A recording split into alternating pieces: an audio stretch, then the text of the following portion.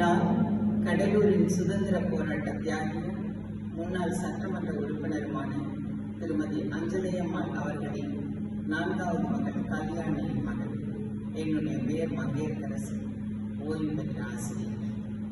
கிட்டத்தட்ட அவருடைய வாழ்நாளில் 40 வருடங்கள் நாட்டின் சுதந்திரத்திற்காக பல முறை சிறை செய்து தன்னுடைய வாழ்க்கையை அர்ப்பணித்த மாபெரும் போராடியவர்.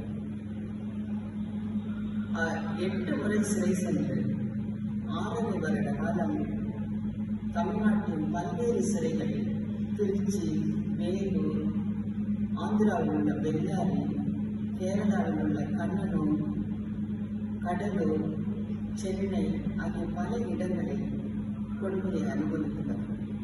ஒரு முறை கர்ப்பிணியாக இருக்கும் பொழுது சிறை சென்று 15 நாட்களுக்கு பரோலில் வெளியே வந்து குழந்தையை ஈன்றெடுத்து மறுபடியும் சிறைக்கு சென்று சிறை தண்டனை முடியும் வரை தன்னுடைய குழந்தையை அங்கேயே இருந்து வளர்த்தவர் அவர். அவருக்காக தமிழக அரசு 2/11/2023 கடலூரில் ஒரு சிலையை நிறுவி கௌரவித்தது. அதற்காக குடும்பத்தின் சார்பாக தமிழக அரசின் முதலமைச்சர் அவர்களுக்கு நாங்கள் நன்றி தெரிவித்துக் கொள்கிறோம்.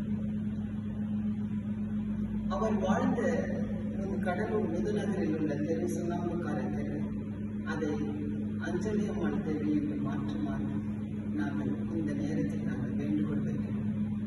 மேலும் கடலூரில் உள்ள அரசு மகளிர் மேல்நிலைப் பள்ளியும் அஞ்சலியம்மாள் பெயர் சேர்க்குமாறு, அவருக்கு சிறந்ததொரு மணிமண்டபம் கட்டி கௌரவிக்குமாறு இந்த நாளில், அதாவது ஜூன் 1ஆம் தேதி அஞ்சலியம்மாள் அவர்களின் 134வது பிறந்த நாள் அன்று குடும்பத்தின் சார்பாக